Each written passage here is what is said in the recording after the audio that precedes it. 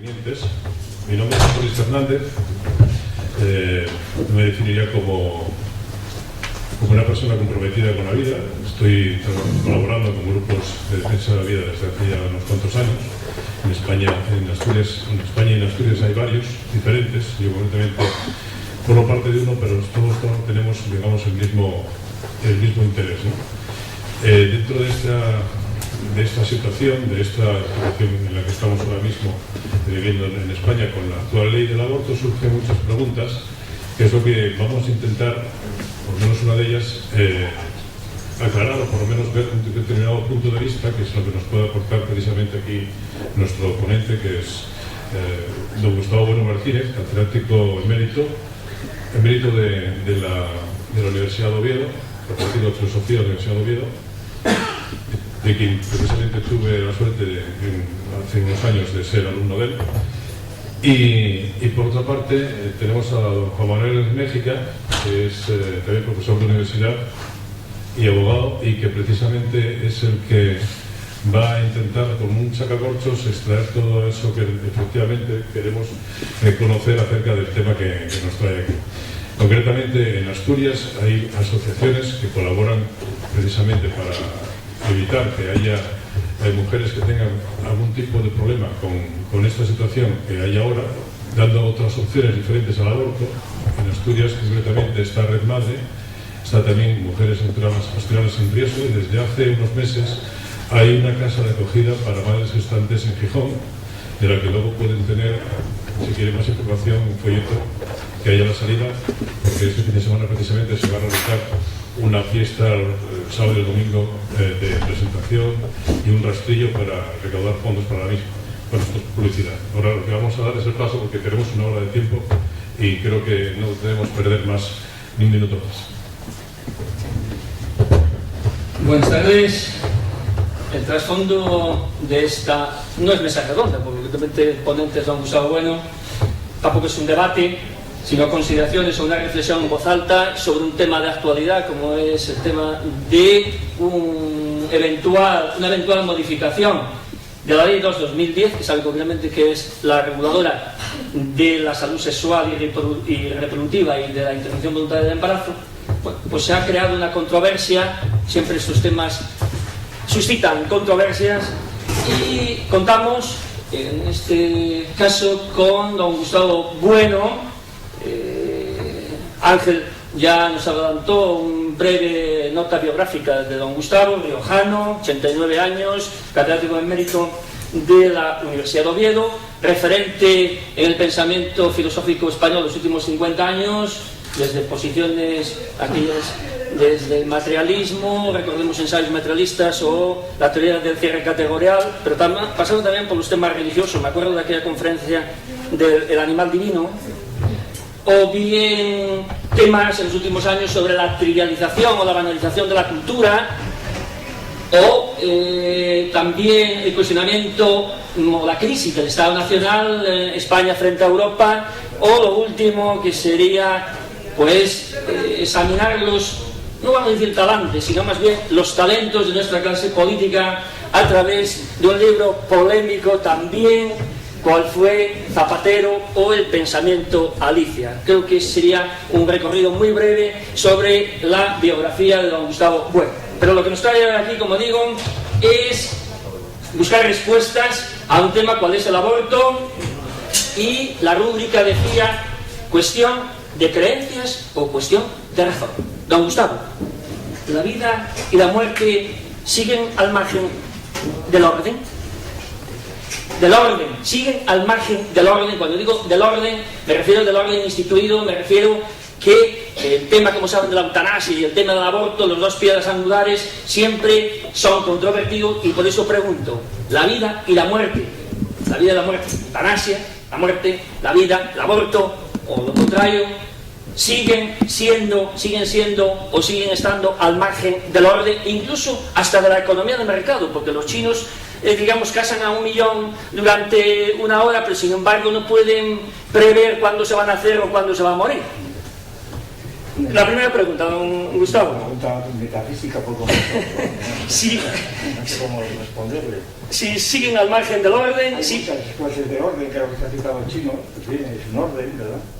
Y el orden, además, si lo digamos a la entropía, es justo de donde nos metimos, ¿verdad? Como la medida del desorden de la entropía, y la, pues,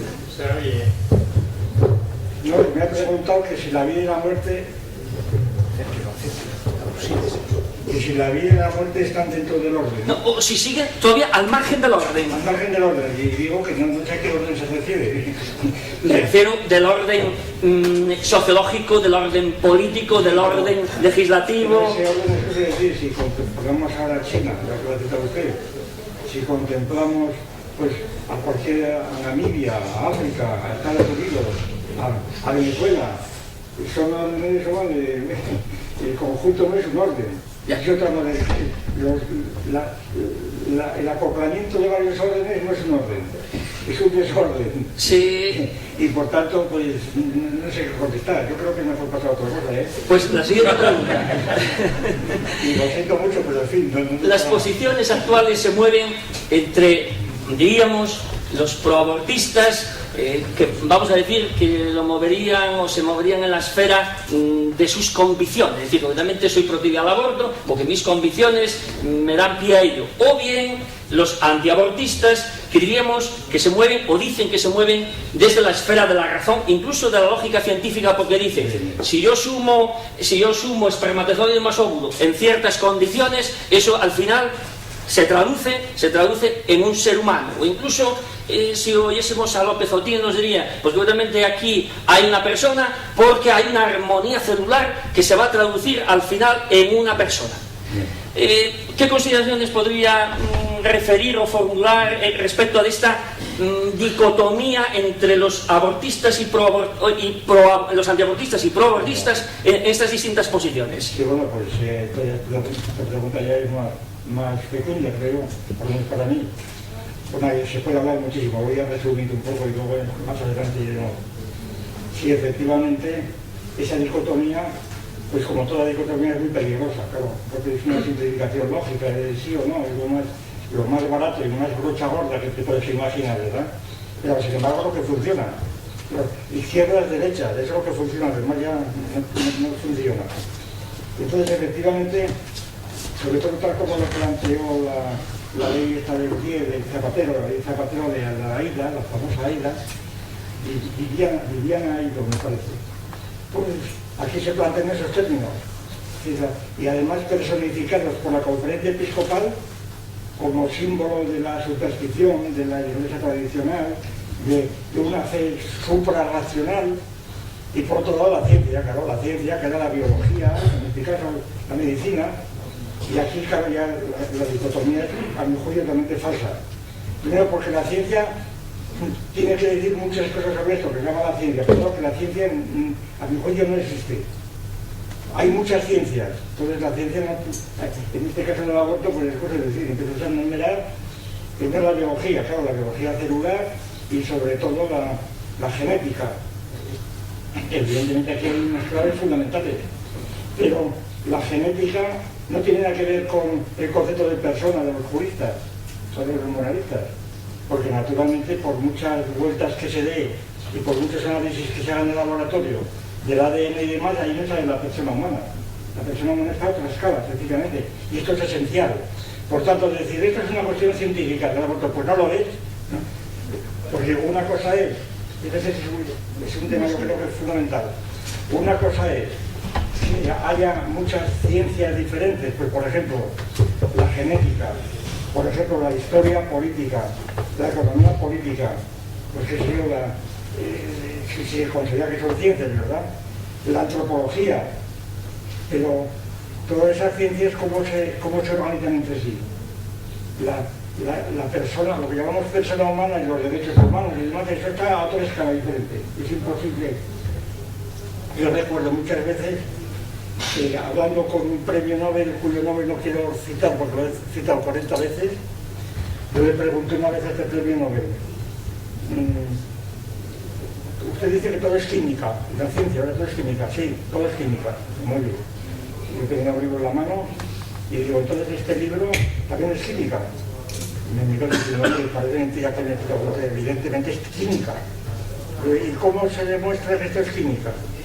Pues muy sencillo, se incinera el libro, se hace un análisis y se da un resultado, pues 30% de calcio, no sé cuánto de hidrógeno, y eso es química. Muy bien, muy bien. De manera que todo es química. Entonces yo le pregunté, abriendo el libro, pues dos palabras, yo no me acuerdo cuál fuera, pues podría ser la mesa. Y la mesa están unidas, estas dos palabras están unidas por enlaces iónicos o por enlaces covalentes. Me miró como diciendo, este individuo es bobo. Y yo le miré a él diciendo, este individuo es un imbécil. Y esto me ha servido un premio Nobel, por eso no quiero decir. Claro, porque es decir, la química no puede decir nada de por qué está pagando bien después de la otra. Porque son leyes gramaticales. Dice, no, es que aquí hay, esta palabra está hecha de moléculas de tinta o lo que sea, pero bien, pero no sales de ahí, porque estás a otra escala diferente. Es como quien quiere explicar, pues qué sé yo, digo también otra discusión que tuvimos hace muchos años. Me acuerdo que era un cuadro de Goya. Pues quería explicarlo por razones químicas. No, porque se analiza perfectamente el cuadro, los pigmentos y se puede poner qué sacar de ahí. No hay ningún principio químico que te explique por qué razón puso Goya pues esta mancha aquí y tal allí, porque es a otra escala diferente. Y así sucesivamente, ¿no?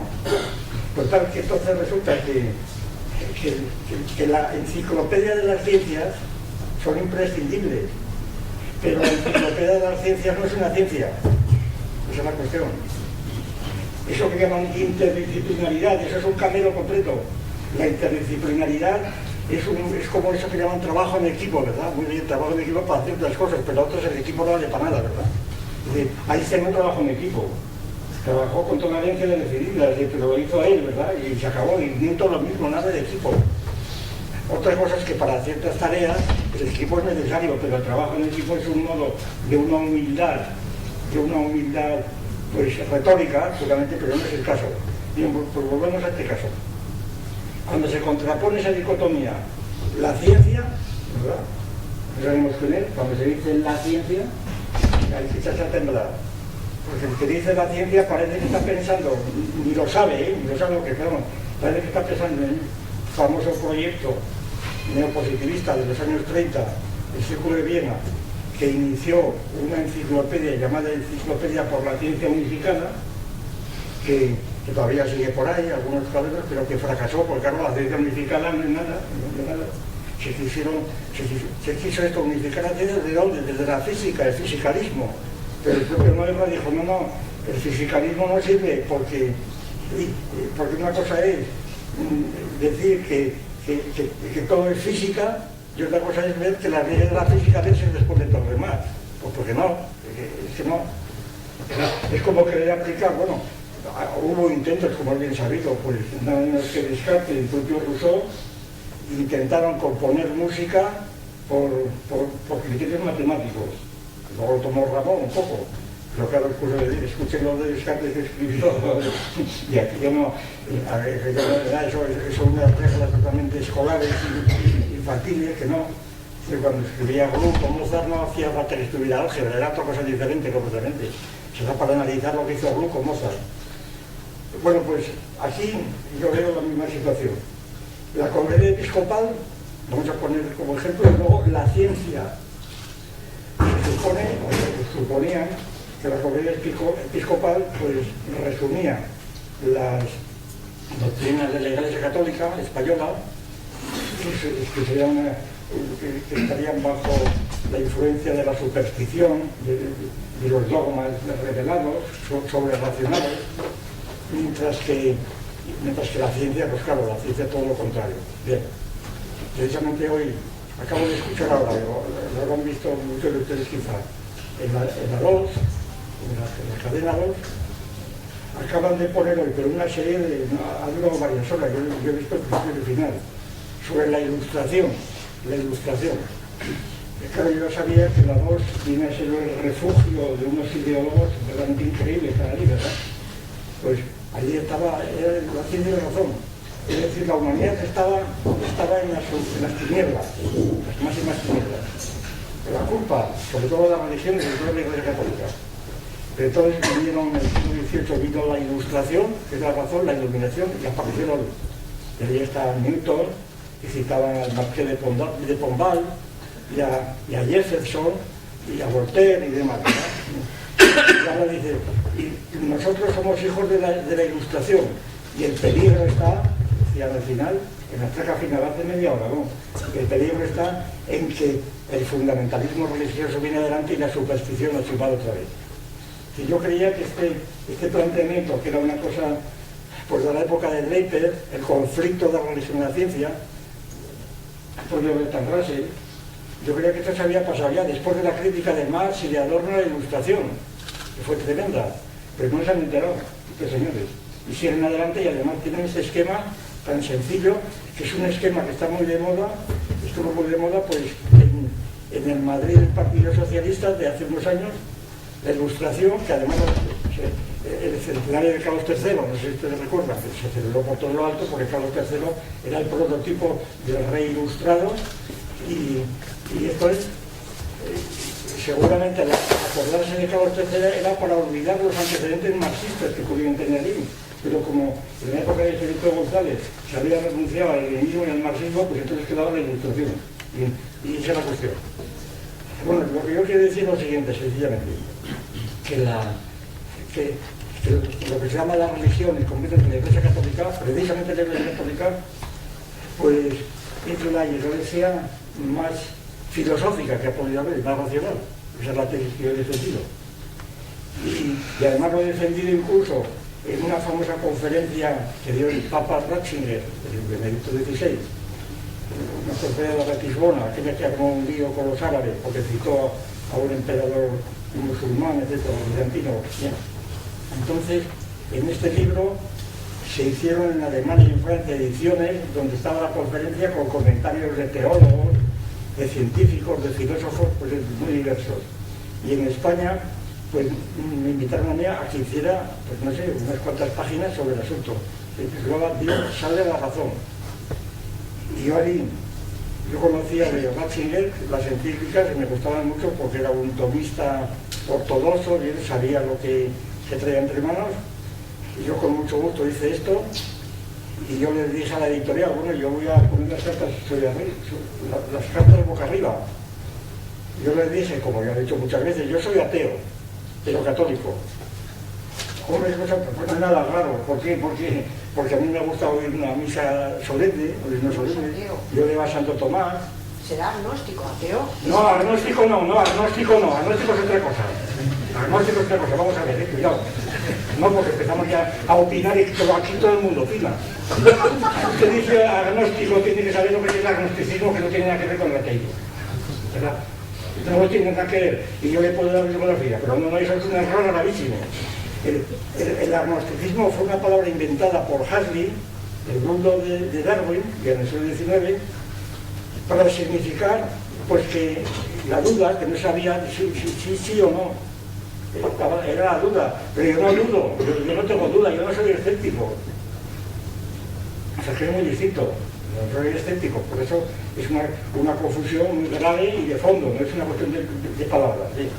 Bueno, total, que en esta contraposición, pues yo recuerdo, bueno, para abreviar, aquella definición que estaba hablando del Papa, y le dije, bueno, pues yo quiero poner las cartas sobre la mesa. Muy bien. Y entonces, pues claro, el supuesto era que claro, que Dios es racional, que ha hecho la razón y que no sé qué. Pero primero, Dios no es racional. ¿Según quién? Según yo, no, según la tradición escolástica. Y ahí lo puse, porque me dijeron que el Papa lo iba a leer, como creo que lo leyó y que parece que le interesó bastante, me han dicho. Y entonces, pues yo lo que hice fue citar pues a Santo Tomás, ¿verdad? A Cayetano, a Cardenal Cayetano y a Juan de Santo Tomás, tres autoridades de la filosofía escolástica donde dicen que Dios no es racional, claro, porque la razón supone un discurso y Dios lo tiene todo presente. Y luego, entonces quiere decir que Dios habla de la razón.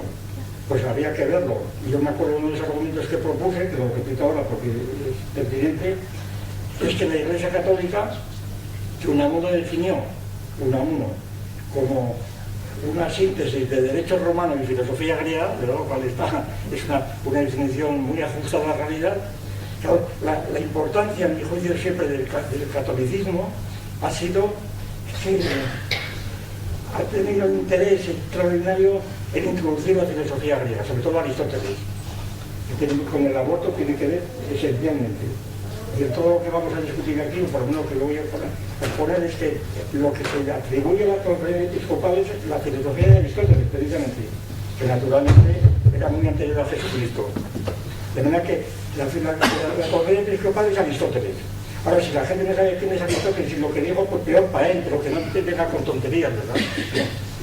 Y entonces, la ciencia, pues la ciencia que, pues no sé qué es, lo que hemos dicho antes.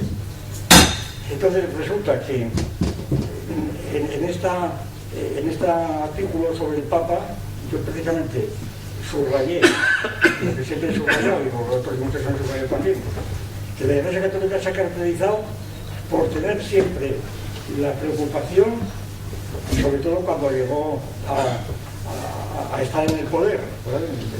Después de Constantino el Grande, cuando se hizo la religión oficial del imperio, fue la religión del imperio. La Iglesia Católica se caracterizó por tener siempre controlada a los que no eran cristianos, a los musulmanes, a los filósofos griegos, etc. Y entonces, precisamente por esto, la Iglesia Católica y el método escolástico era el método aristotélico de Platón.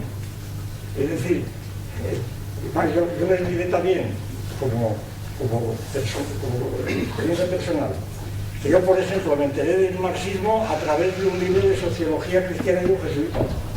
¿Por qué? Porque un escolástico que critica el marxismo tiene que conocer a Marx directamente. No tiene más remedio. No puede decir, esto es una aberración, no, usted diga por qué, ¿verdad? Y entonces, el método escolástico es que tienes que conocer al enemigo, y cuanto más mejor, para luego realmente poderle atacar, porque si no, no lo atacas, no estás atacando a un fantasma. Y esto lo ha seguido la Iglesia casi siempre, sobre todo el método escolástico, es este siempre. Santo Tomás siempre empieza cualquier gestión. Por ejemplo, cuestión sobre el alma. Primero, ¿existe el alma? Dice, parece que no. Y empieza a dar argumentos que parece que no. Luego dice, parece que sí. Empieza a dar argumentos, parece que sí.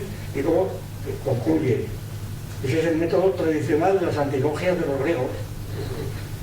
Desde la escolástica es la filosofía griega que decía Unamuno. Entonces, claro, al hablar de estas cuestiones, yo recordé cómo las primeras figuras, no las secundarias o las terceras filas, de toda la historia de la ciencia contemporánea, está representada por clérigos, por curas cristianos, curas católicos.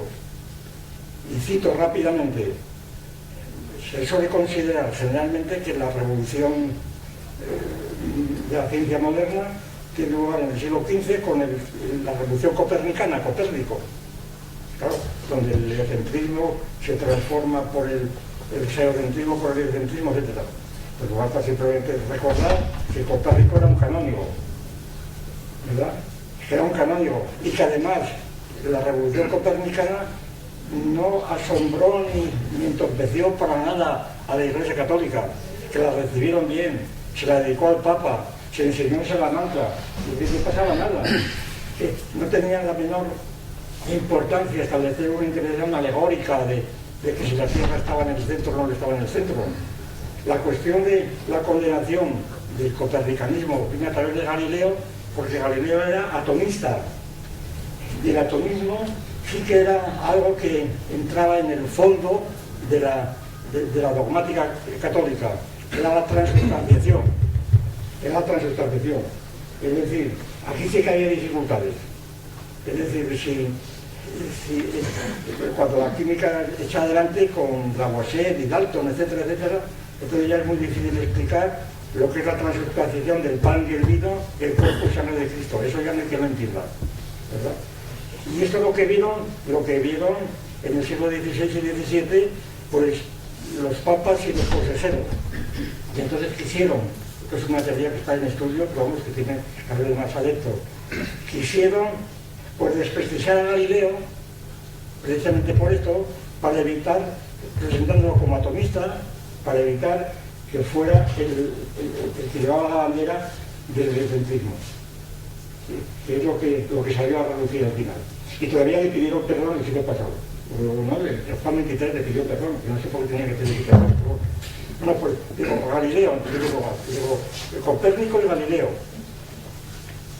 entre los que hicieron la otra gran revolución, no en la ciencia natural, sino en las ciencias matemáticas, las geometrías euclidianas, pues este fue un tal Sefti, un jesuita, que escribió una serie de teoremas y de cosas que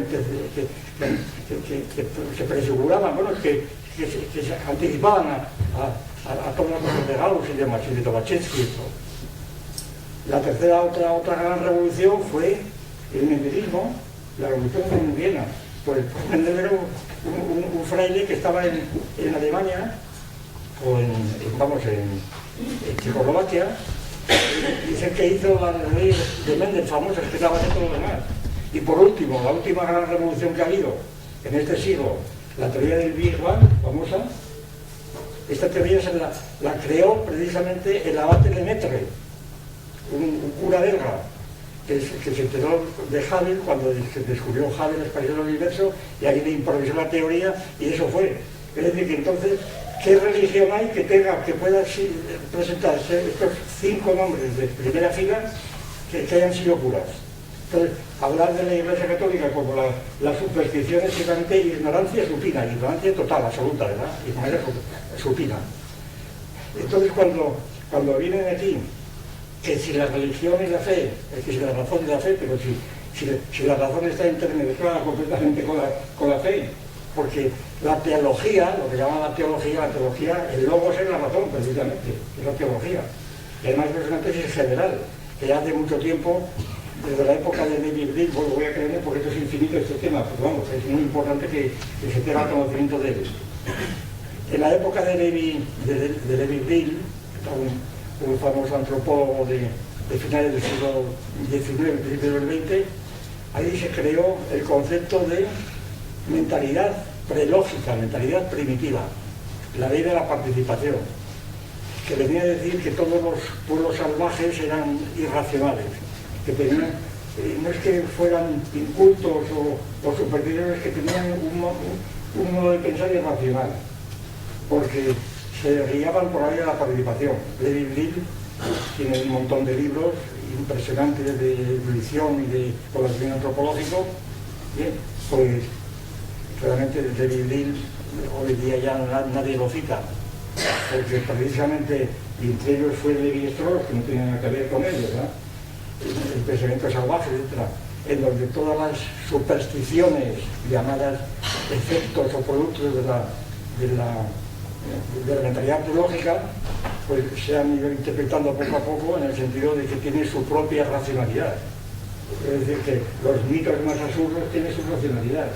Yo muchas veces cito el mito del dios cazador, un mito pireneo. Es decir, los pirineos pensaban que el arco iris es un arco parecido al arco de las flechas, y que las flechas son los rayos, y que por tanto cuando hay una tormenta y empiezan a caer rayos, pues es el dios cazador que está tirando rayos. Claro, ¿qué cosa más irracional? Y todo contra lo irracional. Está haciendo una analogía que un chimpancé no la puede hacer, ni un niño, una gran analogía, y está organizando pues los fenómenos meteorológicos de un modo especial que si no fuera por ese mito no estaban organizados. Y de manera que es un producto de la razón. Lo que pasa es que la razón no quiere decir que la razón consiga verdades. La razón llega a errores monumentales, ¿verdad? A delirios de la razón, que es racional. Crea monstruos, decía claro. Goya en el cuadro. Eso es el cuadro de Goya. La razón crea monstruos, pero es razón, por eso. Y entonces termino, para que haga preguntas. Termino diciendo que la dicotomía entre razón y fe es ridícula. Y que además se puede decir que en cuestión del aborto, bueno, si quieres seguimos luego con esto, Lo que quería decir es simplemente que la razón y la fe, en el caso del aborto, precisamente, primero que la Iglesia ha cambiado mucho.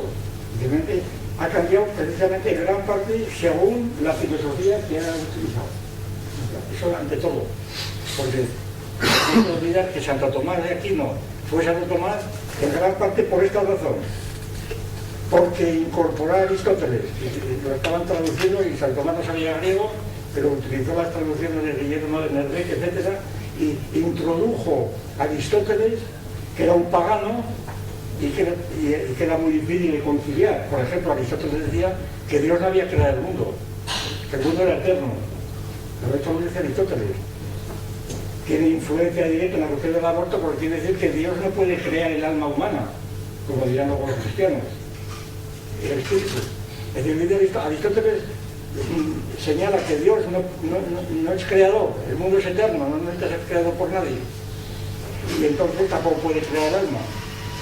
Entonces, ¿cómo conciliar Santo Tomás, Aristóteles, con las tesis cristianas que suponían un Dios creador, que es la esencia del cristianismo? Un Dios que además se hace hombre, que es la encarnación, que es precisamente el dogma que más escandalizó a los judíos y a los moros, y los sigue escandalizando. Es más, muchas veces hemos recordado aquí en Asturias que cuando vinieron los moros a Asturias, y derrotaron el Cobalón y demás, vinieron a luchar contra los politeístas. Los politeístas eran los cristianos, los monoteístas eran ellos, porque el Dios musulmán, como el Dios de Newton, como el Dios de Aristóteles, pues era un Dios único, monoteísta, mientras que ellos veían, y siempre, sin partes, mientras que ellos entendían que el Dios trino, Padre, Hijo y Espíritu Santo, eran tres dioses y eran politeístas. Y la cantidad de polémicas que ha habido durante toda la escolástica están basadas sobre este asunto, y siguen basadas en este asunto. Entonces, el hecho de que Santo Tomás introdujese a Aristóteles en la teología, pues fue una verdadera revolución. Y Santo Tomás por esto, con lo cual Santo Tomás consiguió colocarse frente a Averroes, que era la máxima autoridad teológica de los musulmanes, y en el fondo pues Averroes quedó completamente. Desde entonces, bueno, muchas veces yo he propuesto este desafío, que me diga un musulmán cuando diga, no, es que la cultura árabe, que se dice las tres culturas, porque las tres culturas de Córdoba, que tres culturas de historia, eran las tres religiones. Y lo que pasa es que Américo Castro empezó con las tres culturas y luego todo el mundo ya se ha generalizado y son las tres culturas. Entonces resulta que la cultura de los árabes, claro, de los musulmanes, pues se acabó en el siglo XII, efectivamente, se acabó. ¿Por qué? No vamos a acordar aquí de esto, pero lo cierto es que se acabó y que desde entonces, desde Averroes, que fue una figura comparable a Santo Tomás en cuanto a la astronomía musulmana famosa, la astronomía musulmana fue traducción del griego, todo.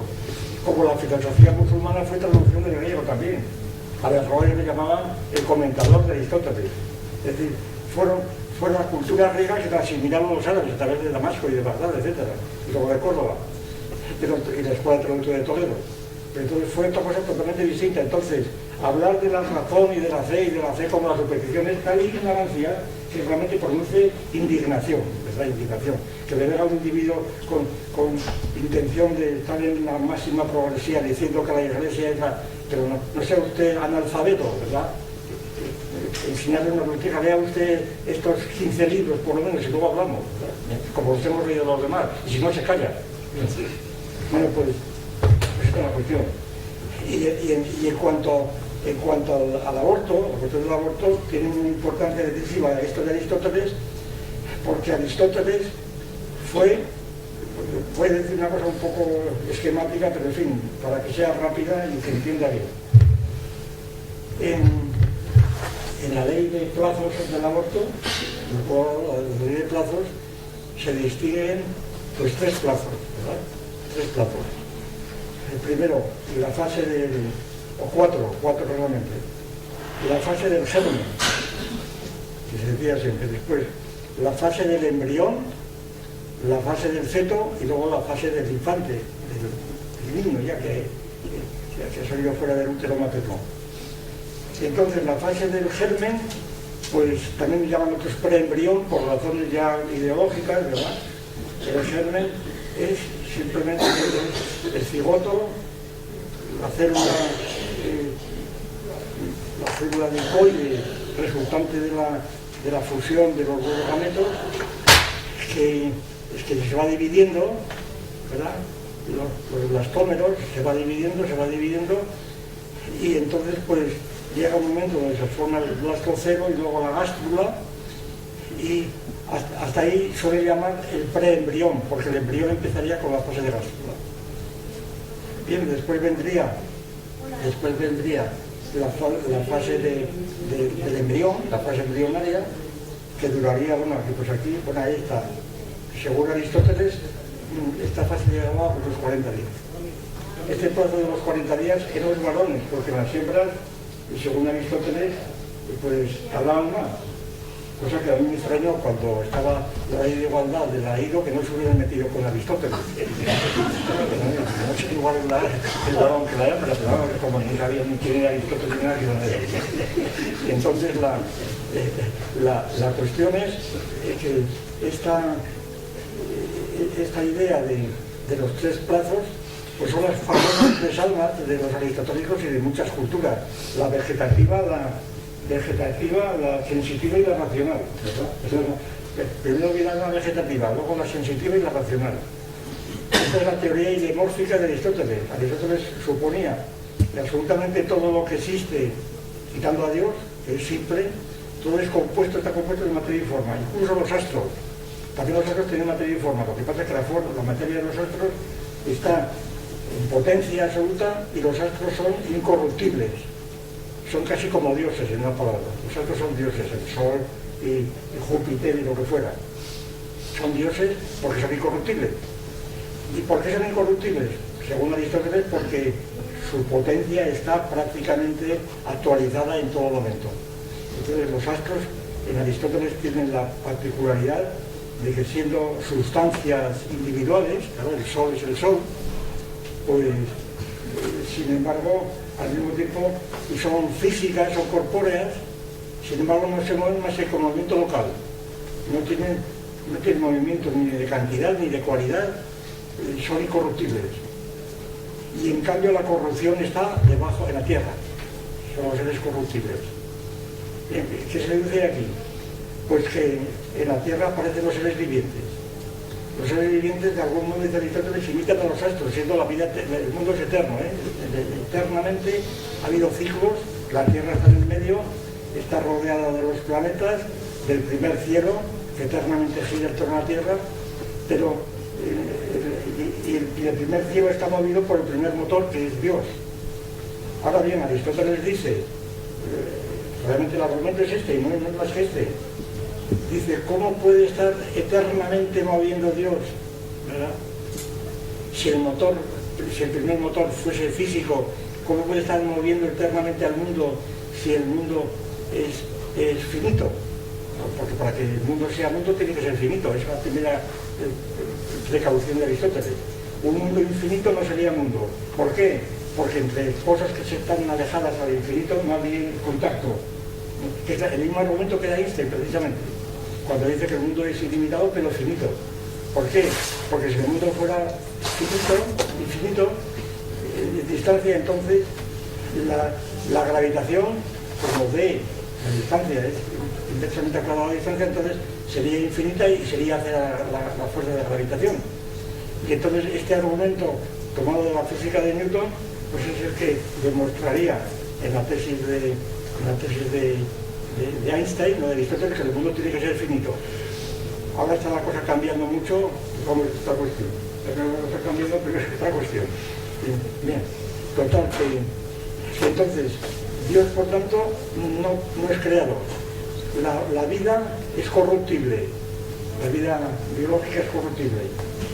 Los astros no se mueven, no son vivientes tal como nosotros somos, son vivientes incorruptibles, son una especie de ángeles, ¿verdad? Pero ángeles corpóreos, que es la diferencia con los cristianos, esa es la cuestión muy distinta.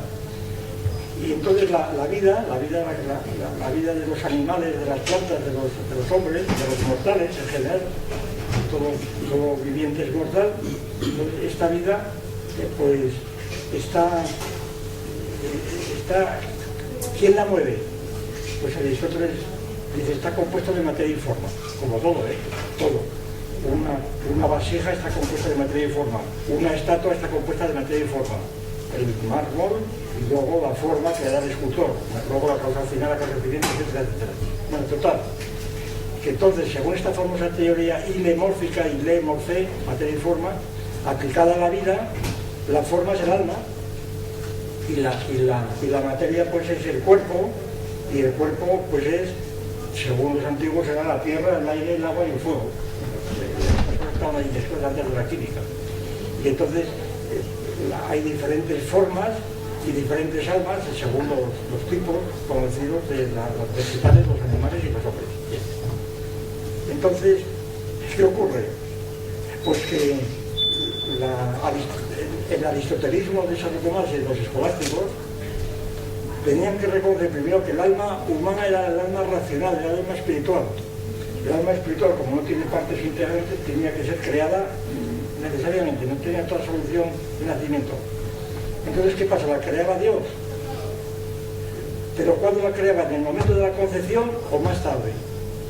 Ahí se dividieron las dos grandes corrientes escolásticas que duran hasta ahora.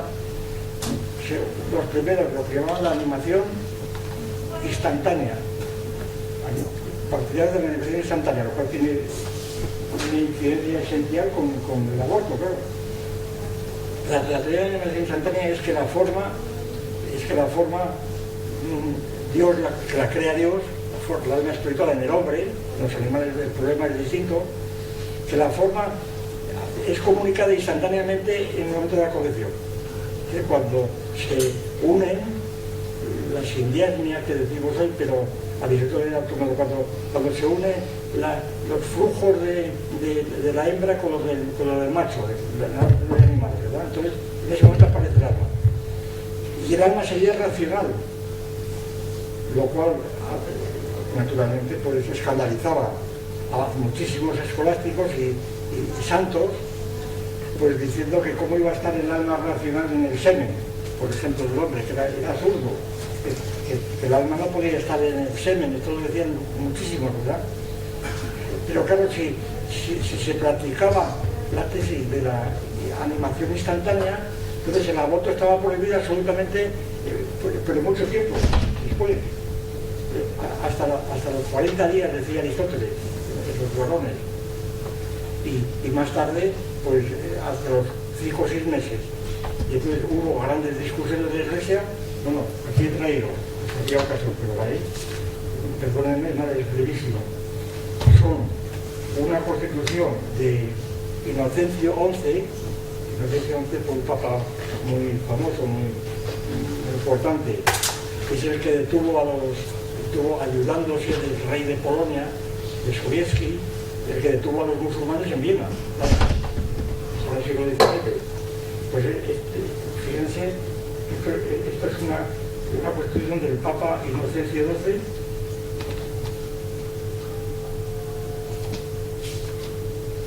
dice Inocencio XII, agárrense, dice, es lícito procurar el aborto antes de la animación de la criatura. Es decir, como esta parte de la animación retardada, un germen de unas horas o un embrión de unas semanas o lo que fuera, pues no está animado, todavía no tiene alma racional, es un animal o es un vegetal, ¿verdad? Que tiene funciones nutritivas o funciones sensitivas, que algunos ven en el desarrollo del cerebro o lo que fuera, pero sigue siendo un animal porque también una vaca tiene un animal. Que por cierto, cuando ha leído nuestro amigo la ley del 10, si se ha fijado aquella ley que hizo la señora Hilo y demás, es una ley de ganadería completamente. Porque dice, eso me molestó muchísimo, si digo la verdad, cuando dijo ley de reproducción. No, es de educación sexual y reproductiva. Eso, educación sexual y reproductiva, eso la remonta completamente. Exactamente, de salud sexual y reproductiva. Exactamente. Eso la remonta, o sea que podrían haber pedido un poco más, es como llamar pescuezo, hombre, llame de cuello por lo menos, por cortesía. Y ahí demuestra el tipo de grosería que tenían aquellas gentes que estuvieron contra el Ministerio, que lo siguen controlando directamente. O sea, es una ley que remonta completamente salud sexual y reproducción, hombre, que no. Porque, bien, vamos a dejarlo de esta. Bueno, total, iba yo a leer esto que dice: es lícito procurar el aborto antes de la animación de la criatura, para que la mujer hallada preñada no sea muerta o infamada. Claro, la Iglesia tenía una gran preocupación, sobre todo por los casos de embarazo, pues de mujeres casadas, de menores, de lo que fuera, ¿no?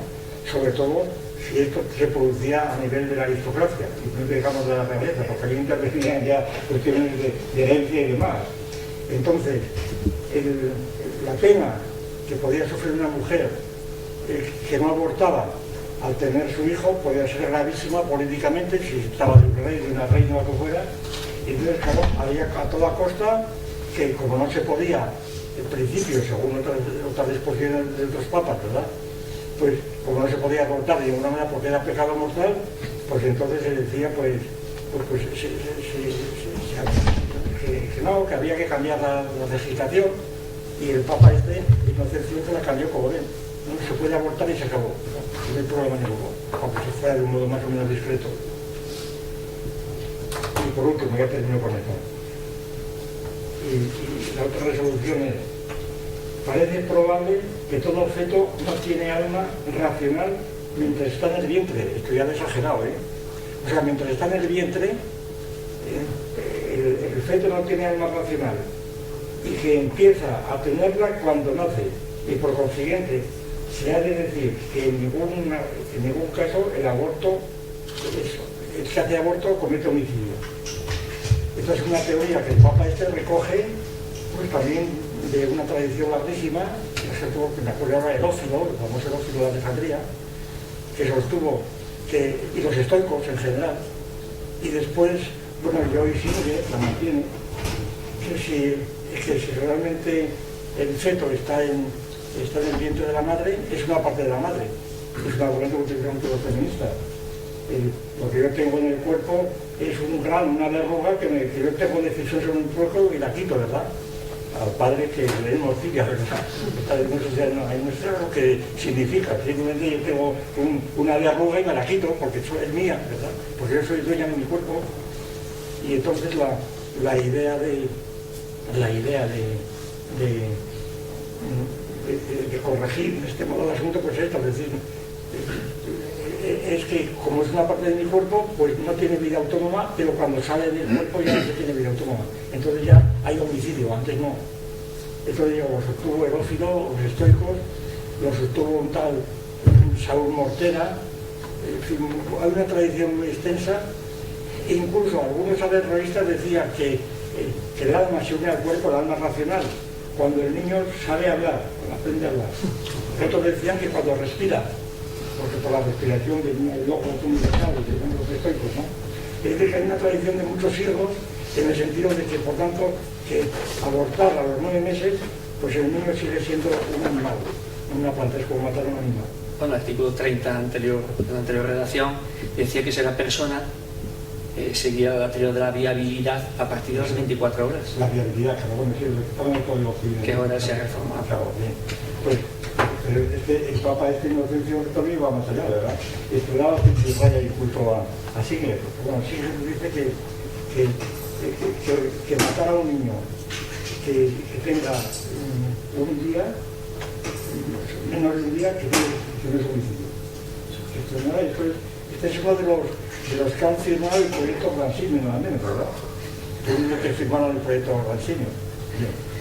Bueno, pues sí, enlazando con esta última reflexión que hizo el profesor Bueno, yo le preguntaría, decía, se viene invocando por las mujeres o por los proabortistas que tienen o disponen de su cuerpo porque tienen un don de elegir, el cuerpo es mío, en definitiva soy su titular, y en alguna medida, que esto enlaza también con el Código Civil, en alguna medida, dice el Código Civil en el 355, son frutos naturales las crías y demás productos de los animales. Es decir, en alguna medida podríamos decir que los proabortistas cosifica, es una cosa, el feto. Un animal. Y, Un animal, cualquier cosa, un animal. y se suele asociar con otro concepto, además, también de larga tradición, que es la dignidad. Concretamente, la ratio sería la dignidad de la mujer. ¿Cómo se concilia eso, profesor Bueno? Bueno, primero, la dignidad, yo digo lo mismo de siempre, que la dignidad es un concepto tan vago, porque la dignidad para un soldado prusiano era ser fusilado de frente, ¿verdad? Mientras que era indigno que alguien tuviera una bala por detrás de la espalda porque estaba huyendo. O sea, la dignidad es esto. Y entonces la dignidad es un concepto tan vago que quiere decir esto. Y luego es como la eutanasia, la muerte digna. La muerte digna. Claro, la muerte digna, hombre, yo el concepto más próximo a la muerte digna que veo, la dignidad como concepto global estético y demás, es la muerte de Augusto, muy conocida, que la cuenta Suetonio, ¿no?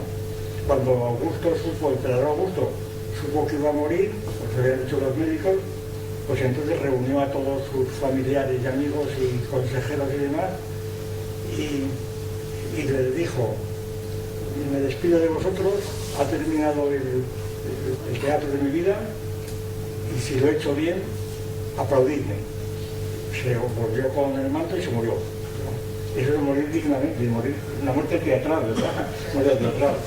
Claro, en cambio la muerte de Séneca de otros pues fue mucho menos teatral, hizo lo posible también, y sangre en la bañera y no lo que bien. Quiero decir que la dignidad ahí en plan estético pues es la de Augusto, y claro, la muerte producida por la institución esa de los despenadores que hay en algunos sitios, ha habido en todos lados, pero hay mucha bibliografía referida a países centroamericanos y demás.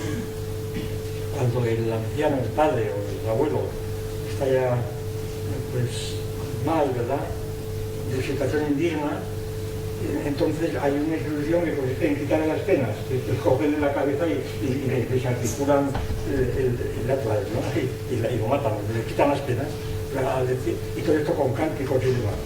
Entonces se adorna, y entonces es una muerte que resulta ser digna por eso, porque ya no sirve para nada, pues ahí está. Es decir, que lo definimos de... Pero en cuanto a lo que creo que tiene más fondo es lo de la propiedad. Claro, la propiedad, esto es una teoría mía, no sé, si no les gusta, pues la retiran y se acabó. Yo creo que la idea de propiedad de mi cuerpo, es decir, que yo soy mi cuerpo es mío, esto es un concepto, es una metáfora, por supuesto, porque la propiedad es de cosas extrasomáticas. Es decir, es mío. Y lo cual no significa gran cosa, ¿verdad? Y estas gafas son mías. ¿Sí? Es mío. Y la propiedad son los bienes apropiados, son bienes que pertenecen al entorno de nuestro mundo, que tenemos un derecho de propiedad, cualquiera sea el origen de esto. Bien. Ahora bien, ¿qué ocurre? Pues que en la época del esclavismo, pues nadie tenía, un esclavo no tenía propiedad de nada, no tenía propiedad de absolutamente nada, y la única propiedad era su cuerpo. Es decir que yo tengo derecho a mi cuerpo se me exige dos cosas. Primero, suponer que yo soy un espíritu. Yo estoy hablando de un espíritu puro. Descartes. El cartesianismo fue, pues eso, una versión del sustancialismo cristiano radical. Es decir, tenemos el alma y el espíritu. El espíritu está en la glándula pineal, donde esté, ¿verdad? Y entonces el espíritu puede decir, este es mi cuerpo. Y además Descartes lo dice también. Dice, cuando el cuerpo se desgasta, entonces muere, pero no muere porque salga el alma, sino es el alma que se desprende de él, porque como se desprende de un traje causado. Más o menos la idea de Descartes así. Por eso yo cada vez me entiendo menos, esto entre paréntesis, cómo los franceses han ofrecido a Descartes como un prototipo del racionalismo y de la profundidad, cuando, quitando su labor matemática, creo que es importantísima, pero filosóficamente Descartes yo creo que es la nulidad más grande, la oscuridad más absoluta y la trivialidad más completa que pueda haber. Pero vamos, los franceses con su pan se lo coman, ¿verdad? Que lo entienden. Entonces hay un espíritu que claro que está ahí en la glándula pineal, está sentado en el esfenoide y allí dirige el cuerpo. Y se puede decir que es que puede decir que el cuerpo es suyo y que no es el del otro, o que no salta de uno a otro, ¿verdad? En la metempsicos y demás. Pero si no se acepta en supuesto decir que mi cuerpo es mío, no es que sea mío, es que yo soy mi cuerpo. Esto es el ABC del materialismo y del materialismo pero de todo el mundo, vamos, el que diga lo contrario lo siento mucho, ¿verdad? Bueno, hemos hablado muchas veces, ¿verdad? Y que siempre habla del espíritu, bien, o usted quiera, pero tiene ahí su cuerpo ahí de cuerpo presente. Y cuando nos morimos, nos morimos el cuerpo, ¿verdad? Y el alma, pues parece que no se muere, pero bien, esto ya lo veremos después de morirnos, ¿no? Es decir, la muerte afecta al cuerpo. Y entonces yo soy mi cuerpo. Porque si yo no soy mi cuerpo, a ver qué soy. Yo soy mi cuerpo. Es decir, el cuerpo no es que tenga propiedad mía, es que soy yo, es que no es propiedad mía. Y entonces, en casos patológicos, cada licenciado Vidriera, por ejemplo, el licenciado Vidriera que creía que era todo de vidrio, que todo podía decir que el licenciado Vidriera estaba loco, claro. Y entonces era otra cosa diferente. Hay 40.000 casuísticas psiquiátricas de este tipo. Entonces, la idea de que el cuerpo es propiedad mía es característico de una mentalidad de esclavo. Y entonces, decir, es que yo reivindico mi propiedad de mi cuerpo y por eso mi cuerpo, como es mío, claro, esto es individualismo exagerado, porque es una cosa que me hacía mucha gracia cuando se ha discutido últimamente la propuesta de Gañarrón, de que empezaron ya en la legislatura anterior, empezaron a pedir que por lo menos en la ley del aborto, que por lo menos se introdujera el consejo paterno a las menores, ¿verdad? Que se involucrase a los padres, bien. Y eso lo negaban, en nombre de la autonomía de la mujer. A mí me sorprendía que en este litigio los verdaderos socialistas eran los cristianos. ¿Por qué? Porque socializaban el consejo paterno, la mujer no dependía de la familia, eso era socialización.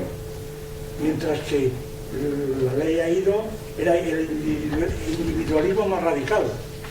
Es como cuando se dice, no, el socialismo fue una palabra inventada por un tal de Ruz, no Alejandro de Ruz, sino Pierre de Ruz, en el siglo XIX. Y que es el que inventó también la palabra solidaridad, o sea que tenía una gran inventiva el hombre, ¿no? Y la solidaridad la inventó porque le parecía que los lemas franceses de igualdad, libertad, igualdad y fraternidad, que fraternidad olía un poco a Freire. La fraternidad es cosa de Freire. Y entonces dijo en solidaridad, ¿no? Y bueno, y con una serie de derivaciones que es el espiritismo, que aquí no vamos a hablar, pero así. Bueno, total que espiritismo que fue precisamente, y esto cito porque no es muy conocido, el famoso don Julián Sanz del Río, que muchos de ustedes habrán oído hablar, y Sanz del Río, que fue el fundador del krausismo en España, que se levantaron a Alemania a estudiar cuando hicieron la Universidad Complutense, y entonces él pues se fijó en Krause, que era el primero de España, el quinto de Alemania, que decían, ¿verdad? Y entonces trajo aquí la filosofía de Krause. Y cuando murió Sanz del Río, parece ser que su última frase fue esta, más o menos. Dice que mi espíritu pase a juntarse con los demás espíritus finitos. Lo que ya le orientaba hacia el espiritismo, claro, porque si no hubiera ido al seno de Dios, que ya era infinito, no era los demás espíritus finitos. Era espiritista. Y el espiritismo se extendió mucho por esta vía, por el krausismo. Y además por krausistas que a la vez eran electricistas, fíjense qué curioso, o telegrafistas. Cosas tan raras que... Bueno, pues entonces, esto se lo digo totalmente en serio, totalmente en serio. Yo traigo documentación e incluso, es más, bueno, lo que decía, el otro día estuve dando en la fundación nuestra una conferencia, un profesor de Murcia, que está haciendo un estudio doctoral, que versó sobre este asunto, sobre el espiritismo en España. Y es una tesis doctoral que lleva ya varios años con ella y es interesantísima, porque demuestra pues, las ramificaciones de los espiritistas. Es una tesis que va a leerse, pues, no sé, una semana de esta, ¿no? Bueno, entonces quiero decir por tanto, que me pareció más socialista en el sentido de Rousseau. Pues, por ejemplo, ¿qué más socialización hay que una sociedad anónima? Una sociedad anónima capitalista, eso es socialismo puro, porque el capital está socializado, y esto lo dice el propio Marx: socialización de la producción, o del consumo. El consumo, cuando van los obreros a comer a la fábrica, a los comedores, esto es socialización de esto. Es decir, que la palabra socialización es una cosa tan vaga, es como que le da agentes sociales. Con agentes sociales somos todos, ¿verdad? Es que reunimos a los agentes sociales, ¿y eso qué es? La sociedad, ¿y eso dónde está, verdad? Los agentes sociales. Contra el opuesto al socialismo es el individualismo. Es el individualismo, el narcisismo. Es el individualismo, pero el socialismo, todos somos sociales necesariamente, pero no es porque queramos, es que lo somos aunque no queramos. ¿Por qué? Entre otras cosas porque hablamos, y hablar es hablar con otros, no hablar consigo mismo no es hablar. A pesar de que Platón dijo que el pensamiento era el diálogo del alma consigo mismo. Pero esa es una frase poética, pues muy bonita, que se le escapó a Platón simplemente por lo que fuera, ¿verdad? Pero eso no tiene sentido, porque yo no hablo conmigo mismo más que cuando estoy loco. Pues yo no hablo conmigo mismo. Vamos, eso es imposible, eso está totalmente ya estudiado. De manera que simplemente el lenguaje humano es lo que demuestra que somos sociales. Esto es reconocido. Entonces, es que hay que ser social, no es que lo eres. Y si no eres social, estás loco, o te mueres. O sea, que no es que haya que ser social, ¿no? Es lo de la ética, Pablo, la cuestión de la ética. También tiene con el aborto y la ética. Cuando se dice, no, es que la ética es cuestión de los médicos, el juramento de Hipócrates, los médicos, porque es una cuestión ética. Ahora bien, resulta, y perdonen ustedes que diga esto, resulta que todo el mundo habla de ética, pero nadie sabe lo que es la ética, no sabe definir la ética. Pasa como decía San Agustín con el tiempo, dice, si no me preguntan qué es el tiempo, lo sé, si me lo preguntan no lo sé. Si no me preguntan lo que es ética, lo sé, si me lo preguntan no lo sé. He preguntado muchas veces, ¿qué tienes por ética? Bueno, ética es generalmente lo que la gente entiende por ética es lo siguiente. Oponen ética a derecho, es lo que se entiende generalmente. Pero esto es una oposición, es una distinción que hizo Kant y que viene rodando desde el siglo XVIII. Y se dice, la ética es lo que sale de mi conciencia, luego por mí. Por ejemplo, cuando estamos hablando de corrupción, no, esto es ético, esto es una persona muy ética, porque su conciencia le impedía, pues, robar o que fuera, ¿no? O corromperse por la ética. Y en cambio, frente a la ética, ¿qué hay? Pues está la coacción, ¿verdad? Yo lo hago por temor al castigo, a la multa, ¿verdad? Si yo voy en el coche conduciendo a 90 por hora y sin salirme de la línea, entonces lo hago por mí mismo, ¿verdad? Porque mí mismo. Pero si veo un guardia, entonces a lo mejor no lo hago peor, o si lo hago porque vale me poner una multa. Es decir, la diferencia es o autonomía o heteronomía. Es la decisión kantiana. Pero claro, eso supone que es eso de la conciencia. Yo tengo mi conciencia. Mi conciencia, ¿y eso qué es? Mi conciencia me dice esto, tu conciencia no te dice nada. Porque tu conciencia se ha formado al cabo del tiempo y tu conciencia ha sido también formada socialmente. Y eso es una cosa evidente. Y nadie puede negar esto porque hay muchos que lo niegan. Es decir, cuando dicen, no, es que es mi conciencia, pero díganme ustedes que es su conciencia. Sí, a la ciencia dirán, no, pues son unas conexiones nerviosas del hipotálamo o de lo que sea. No, pero eso no es su conciencia, eso es lo mismo de antes de lo mismo que decíamos antes del paso del feto a la persona. Claro, la persona es otra cuestión distinta. Es decir, que la idea de la conciencia, como cuando se dice, no, es que el médico por su conciencia tiene que impedir el aborto, tiene que impedir la objeción de conciencia. Y claro, estamos hablando, es que mi conciencia me dice esto, es que la otra, y claro, resulta que si mi conciencia me dice que hay que matar a este porque es un peligro público, pues la mato porque mi conciencia me dice que la mate. Entonces, y claro, la conciencia de Hitler pues era lo que hizo, no hacía inconsciencia, lo que hizo. No es que fuera ni malo ni bueno, es que su sistema de ideas le llevaba precisamente a identificar con la raza aria, con el dominio de la humanidad por parte de Alemania, la limpieza étnica, etc. En una palabra quiere decir, y este es el punto donde generalmente la gente se separa totalmente de un modo irreversible. Es decir, a la gente le gusta más, lo digo con una frase famosa de Séneca, Unuscusci mabul credere quam judicare, cada cual prefiere creer a juzgar. Es decir, no pensar por sí mismo, sino creer la fórmula que tiene recibida. Y entonces dice, no, la conciencia es mi conciencia y es mía, eso decía Descartes, cogito ergo sum, yo pienso luego existo. Bueno, será usted, ¿verdad?, que piensa luego exista, será usted, porque además eso no es cierto.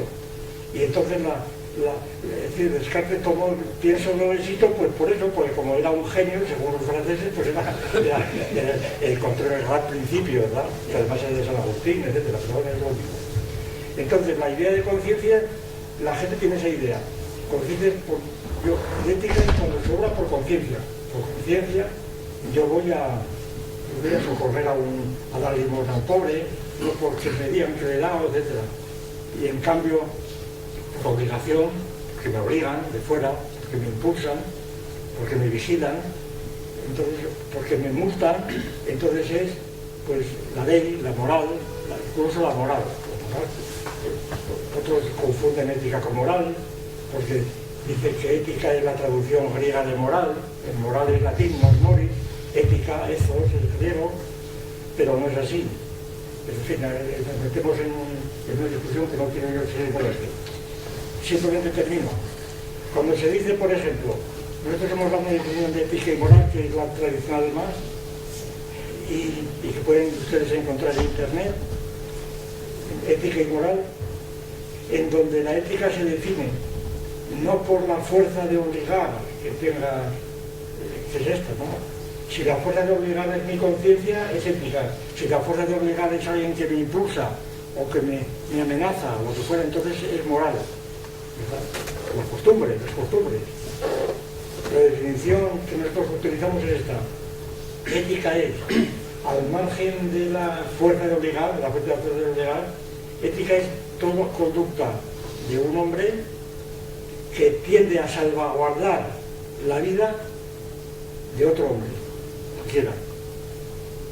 Y si siguiéramos la rutina de la legislatura, diríamos todo hombre o hombra, ¿verdad?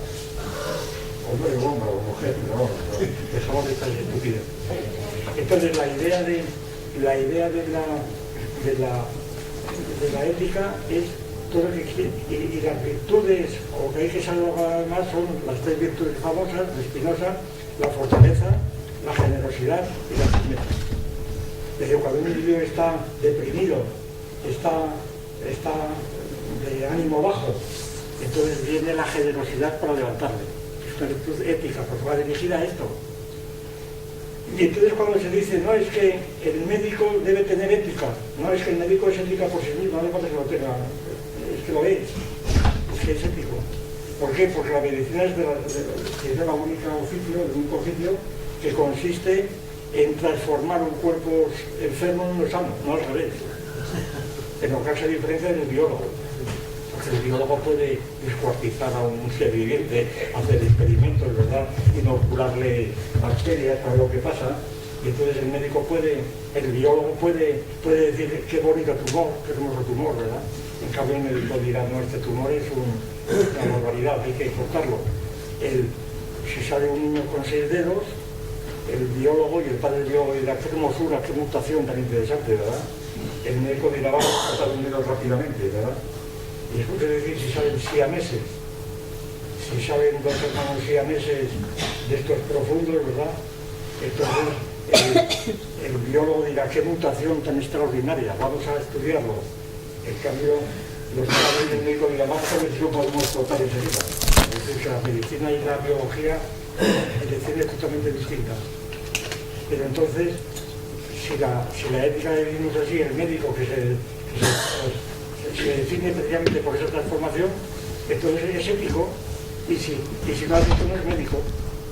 Es un médico que en lugar de curarte te enferma o te pone una inyección, te hace pruebas, entonces será un biólogo, pero no es médico, es todo lo contrario.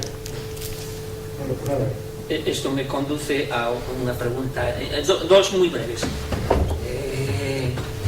¿Cómo conciliar la actividad de terceros, en este caso los médicos? Porque lógicamente el aborto, salvo que sea autoinducido, normalmente siempre hay la participación de un tercero o de terceros. ¿Cómo conciliar entonces esa actividad de estos profesionales con los valores deontológicos que se presumen precisamente de la clase médica? Claro, pero una cosa es la deontología y otra la ética, porque la deontología es una serie de normas morales en la profesión. Es decir, los médicos, como el colegio de médicos, tiene una serie de normas que no tienen que ver propiamente con la medicina, con la bioética, que tampoco son médicas. Por ejemplo, la famosa cuestión de quién va primero en la sala de espera, no lista de espera de operaciones, quién elige el orden de esa operación. Pero el código, por ejemplo, deontológico de los médicos, en definitiva, de todo el colectivo, sean abortistas o antiabortistas, dice: primará la vida de la persona. Lo malo es cuando hay conflicto de personas. Por eso pregunto. Lo malo es que hay conflicto de personas y entonces ya la cosa es muy distinta. Es decir, si es un parto normal, pero si resulta que los casos difíciles, lo que se plantearon, ¿no? Es decir, si se prima primero la vida de la madre o la del feto, ¿qué se hace? ¿Por qué se opta? En casos de urgencia. Pues claro, entonces el médico tiene que obrar éticamente, pero no sabe, no puede, porque las dos salían éticas. Hay una jerarquía, una prioridad que tiene que fundarse en otros principios, no propiamente médico, ni biológico. Es decir, el caso de la lista de espera. ¿Por qué elige a este y a otro no? Hombre, porque este es más joven que usted viejo. ¿Cómo? Entonces prevalece el joven contra el viejo, no puede ser. Es un conflicto completamente diferente, que no es médico. Y por eso la bioética no es ética, es otra cosa diferente, que no tiene que ver con la medicina, además, en muchos casos vamos. Por tanto, yo creo que son problemas reales, pero es que hay contradicción objetiva. Una contradicción, profesor Bueno, es esta tan contundente, dice el ministro de Justicia: y ninguna mujer irá a la cárcel por abortar. Yo, para un jurista, siempre hemos pensado que las leyes, desde luego, se dictan para ser cumplidas. No, pero no se cumple. También sabemos que echa la ley y se la trampa, ¿no? Es decir, estaríamos en este caso en un supuesto más de ese famoso que se suele señalar como el mito del hecho consumado. Hombre, no, porque yo creo que lo que ha dicho el ministro de Justicia... Sí, dijo eso tasativamente, dijo de ningún... Es una cosa, vamos, yo no me encuentro con el ministerio con una cosa electoral, no asustar a la clientela en época electoral, porque escucho decir las feministas y dice que va a imponer alguna pena a una mujer o que vaya a la cárcel, después de decir hay manifestaciones por todos lados enseguida de abortistas o de antiabortistas. Quiero decir que yo creo que es una cosa totalmente política en época electoral, además que el ministro es abogado, digamos, no es fiscal. Es fiscal. Claro, por eso, lo sabrá. Claro, yo creo que eso es otra cuestión diferente. Pero bueno, sobre todo lo que yo quiero suponer me parece es que la deontología es distinta de la ética. La deontología son las normas morales, porque se refieren al grupo de médicos, al colegio de médicos, les comportan, les exigen una serie de normas que pueden ser desde etiqueta hasta lenguaje, hasta mil cosas más. Y por supuesto de competencia entre médicos, que ya no es una cuestión médica, a ver si se hacen consultas con otros médicos o no, mil cosas de este tipo que ya son de carácter deontológico, de todo lo que pasa entre un cuerpo de profesores.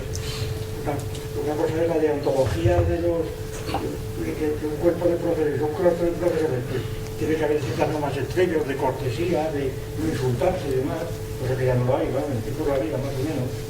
Pero insultar un profesor a otro desde la clase o de fuera, pues hoy día está tolerado completamente. Incluso bien recibido por el cliente. Sin embargo, eso va contra unas normas deontológicas tradicionales según las cuales se dice la comunidad de enseñantes. La comunidad, eso quiere decir qué comunidad, bueno, sí. Muy bien, pues nada. No sé si tenemos más tiempo. Lo más importante, yo creo, vamos, lo más importante de esta cuestión es la famosa ley de plazos. Dos palabras, si me permiten.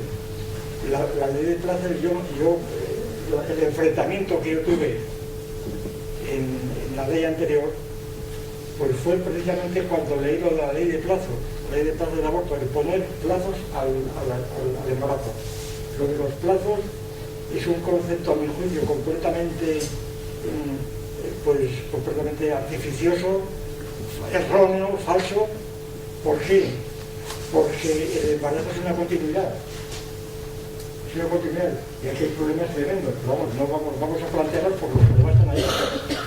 Es decir, abundando un poco, si llegara tanto, abundando un poco en las clases de Herófilo y de propia Inocencio que he leído, todo el mundo reconoce,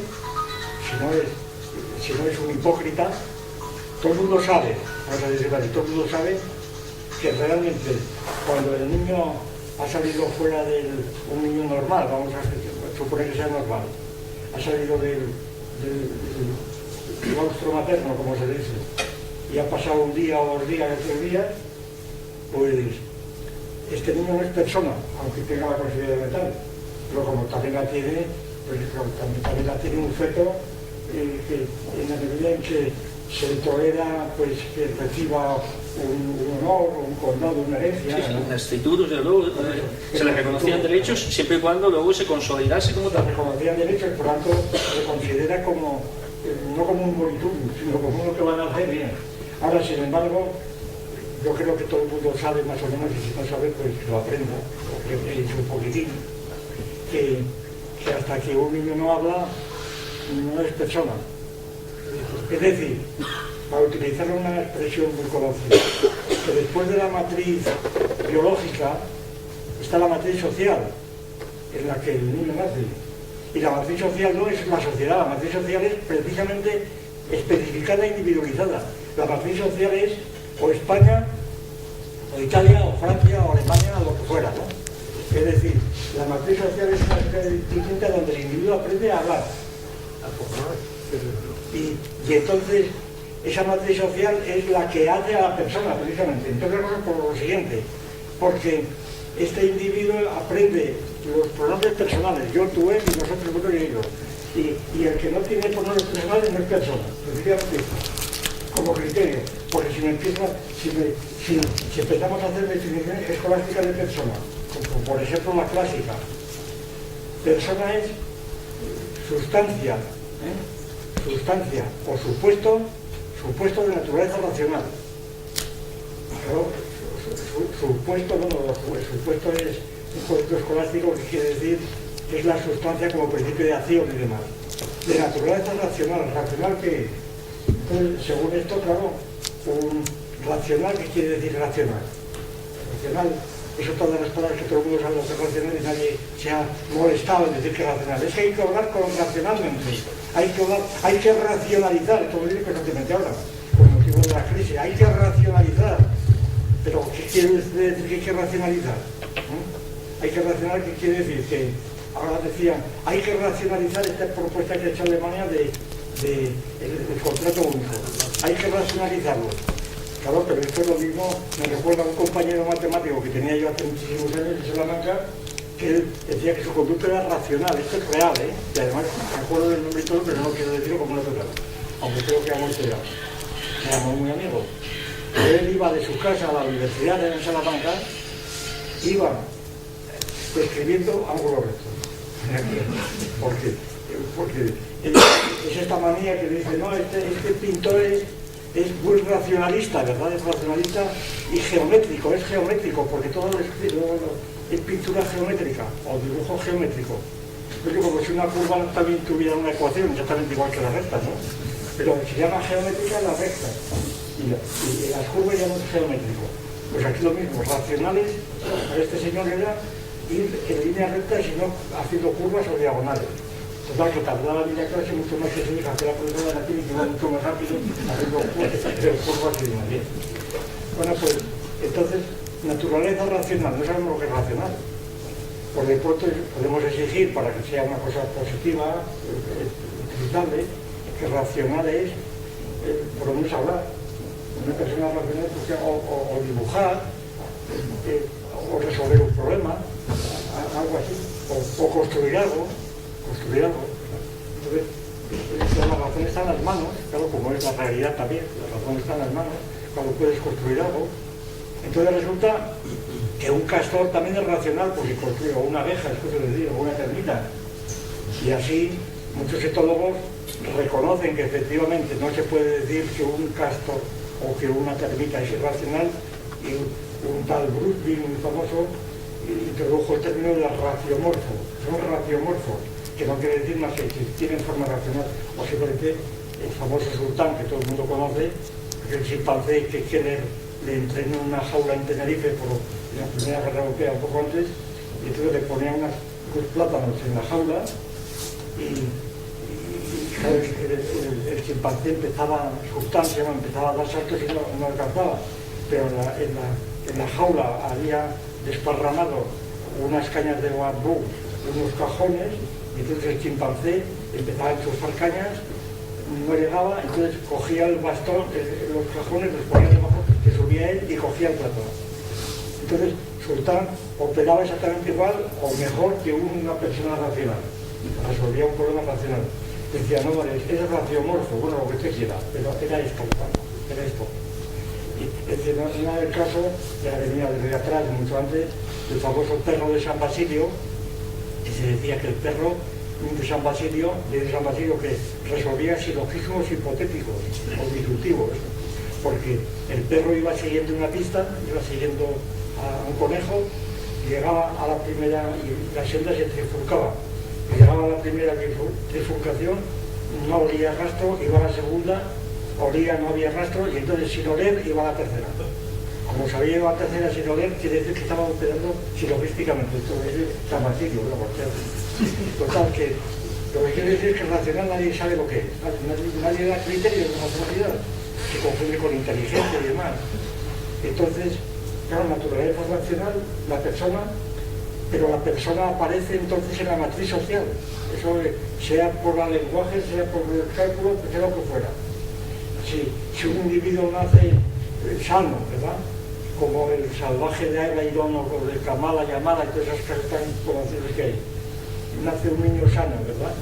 Incluso encuentra una loba que le da de mamar, ¿verdad?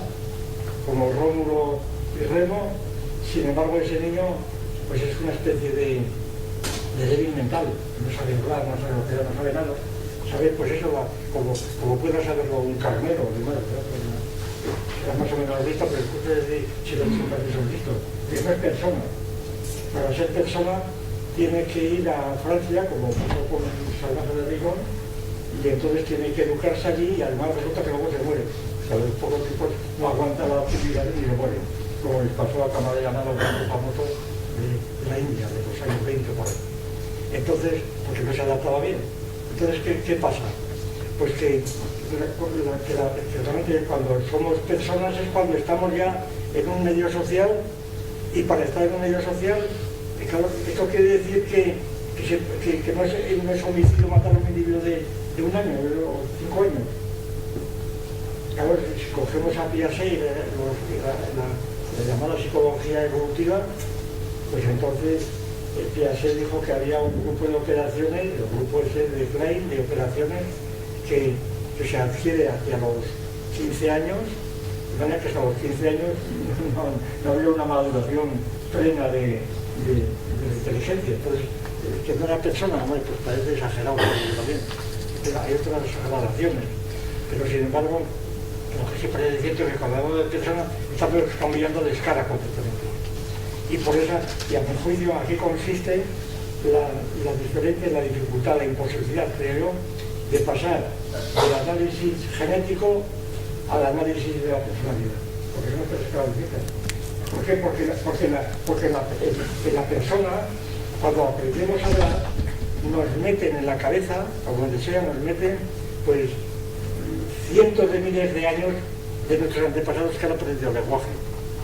Es decir, el lenguaje es una cristalización de una empresa que ha tardado mucho tiempo, muchos años, cientos de años o miles de años, y entonces en el lenguaje y en la escritura es decir, en la escritura aprendemos a leer, a escribir un niño normal en un mes, según antes aún, ¿verdad? Una escritura alfabética como la nuestra aprende a leer, y sin embargo, con eso, en una hora, con un mes, si quiere, pues han recorrido pues, varios siglos lo que tardó en aparecer la escritura alfabética, ¿verdad?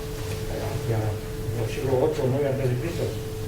Quiere decir que entonces la idea de los plazos se establece plazo hasta, claro, cuando se habla del plazo de la personalización, esto se pasa de puntillas.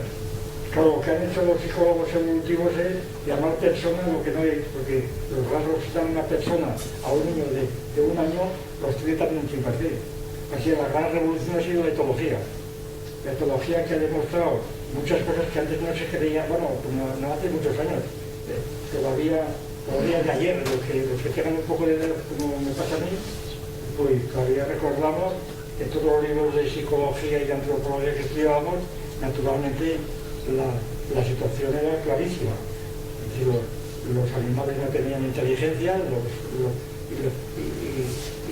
eran personas, por supuesto, pero claro, la inteligencia animal, a pesar de San Basilio y de otros, Padre Mirenberg, por ejemplo, a pesar de todo esto, pues sabemos que los animales, la etología lo ha demostrado, y la etología, como es una disciplina muy reciente, empezó a ser conocida, pues, en años, no me acuerdo, 74, 75, cuando llega el premio Nobel, que es el gran criterio para ver cuando un individuo es un genio, le dan el premio Nobel, ¿verdad?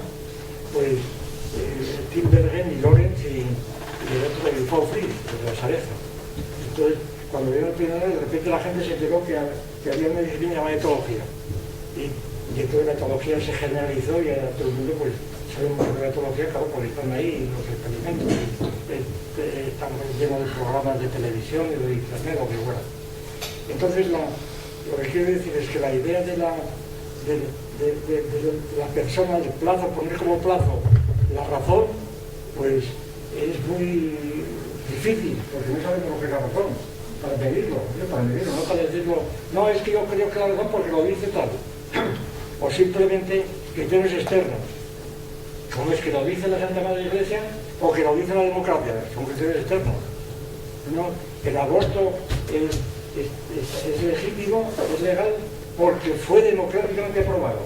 Bueno, pero democráticamente aprobado no quiere decir que esto sea un criterio interno, es un criterio externo, porque la prueba es que si cambia el Parlamento, cambia inmediatamente, democráticamente cambia la ley. Parece que la ley es una especie de santificación, ¿no? Sí, ahí está. Pero una sacralización, no es que perdemos, bueno, es que se abusa por la democracia. Es que la democracia no puede tolerar que haya un atentado o que te insulten, ni la democracia ni la aristocracia, eso no es democracia, ¿verdad? La democracia no puede, eso lo digo constantemente los políticos, ¿no? Y la democracia no puede tolerar esto. Y la democracia ni la tiranía ni nadie, eso no va a tolerar a nadie, no se tolera. Lo que quería hacer es, ¿a quién beneficia? Bueno, pues... yo diría entonces de otra manera, ¿tiene una función utilitarista? Bueno, depende de la sociedad. Todos sabemos pues, que, por ejemplo, en la evolución del aborto en el derecho romano, pues cuando el rescripto de Caracalla, cuando el aborto se penó con la pena de muerte, y luego el suelo juzgo y demás, cuando además se distinguió si el aborto era de libre o de esclava. Claro, porque una esclava, en las partidas, una esclava, el fruto de una esclava pertenece lógicamente al señor. Al señor. Y entonces, ahí el aborto estaba penado. Pero estaba prescindiendo justamente claro, de la siguiente... Si era una persona libre, pues mira, pues se abortaba para el corto, después que lo coma ella, ¿no? No le interesaba a nadie. Es decir, que lo de Roma fue clarísimo, pues fue cuando empezó la escasez del ejército, pues se empezó a penar el aborto porque quitaba soldados, sencillamente. Entonces funcionar según las sociedades. Y entonces, hablar de las sociedades es hablar por hablar, porque depende de qué sociedad sea, ¿no? Curiosamente la nuestra está envejecida promueve el aborto y ahí hay que traer inmigrantes, ¿no? Parece también una especie de... A veces el aborto yo creo que no beneficia a nadie, sino simplemente que por razones secundarias. Por ejemplo, el movimiento feminista radical. El aborto lo fundan en el derecho a decidir, ¿verdad? Yo soy dueña de mi cuerpo, yo decido. Y entonces esa inercia hace que mueva mucha gente que pide el aborto porque lo lleva asociado a su autonomía, a su libertad, esas cosas, ¿verdad? Y entonces es por eso, pero no es que beneficie a nadie, es que su cerebro no da para más, ¿verdad? Y entonces, y además, es que es mío, es que esto es mío. Bueno, y alguna razón tendrá el padre también, ¿no? Claro, esto empieza a tener función cuando se trata de gente con dinero, aristócratas o simplemente con dinero, y entonces, claro, la cosa ya empieza a ser más seria. Alguien quiere dejar el dinero, ¿verdad? Por herencia. Pero si no, puede ser la autonomía. Es decir, que estos son problemas políticos. Por ejemplo, en España, interesa... Perdón, el principio de autonomía que hoy preside también las relaciones médico-paciente, precisamente el principio de autonomía. Sí, también la autonomía del usuario, claro, es que el uso... el principio de autonomía del paciente. El paciente, claro, después es beneficiario del uso del bisturí y de esas cosas, ¿no? Son fórmulas que se aplican y que a mi juicio muchas veces resultan pues, trajes a medida hechos de fuera, que resultan desajustados, ridículos, totalmente ridículos. Pero bueno, así es. Quiere decir que en el caso que planteamos ahora, yo creo que el problema que hay que plantearlo en términos políticos. Es decir, España en estos momentos, ¿cuáles son estos momentos? Ahí está la cuestión. Porque estos momentos son los momentos en los que está en el poder cierto partido, el que está en el poder de otro partido. Luego la lucha entre partidos es esencial. ¿Beneficia a unos o a otros? Pues la ley del aborto, si según las encuestas electorales y demás, a lo mejor beneficia a quien la defiende por estas razones electorales que no tienen nada que ver con la cuestión. Es decir, que las razones de beneficiar a quien beneficia depende, beneficia a mí en cierto momento, porque también es muy...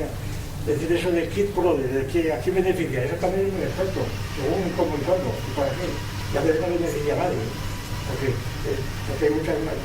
Las simplificaciones son tremendas, yo creo. Yo creo que uno de los defectos que tenemos en España y en todo el mundo realmente, además, hoy he visto un programa de televisión, ya lo he dicho antes, que me quedaba asombrado, de como un programa hecho por franceses y alemanes y demás, pero traducido por la cadena 2 y además con la postilla propia de ella, es que me ha asombrado cómo puede haber una partida de individuos, ideólogos, ¿verdad? Guionistas y demás, tan analfabetos, tan incultos, tan simplistas, ¿verdad? Y además lo fácil es que la gente que lee esto y que no sabe nada de lo que es la ilustración, pues lo toma apuntes y se lo trae. Y que uno explica en clase esto a chavales de bachillerato y demás y se lo tragan enteramente, como luego no tienen tiempo de leer más cosas, pues ya tienen la idea, ¿verdad? Que es la que tienen esto, que es la que tuvo pues en la época de Carlos III, cuando Felipe González renunció al leninismo y al marxismo y se acordó de la ilustración, que tenía que haber dicho, y la ilustración es esto, ¿verdad? Y la ilustración, que es un concepto además maniqueo, es Zaratustra, ¿no? La luz y las tinieblas, son la luz y las tinieblas, luego no está cuestión.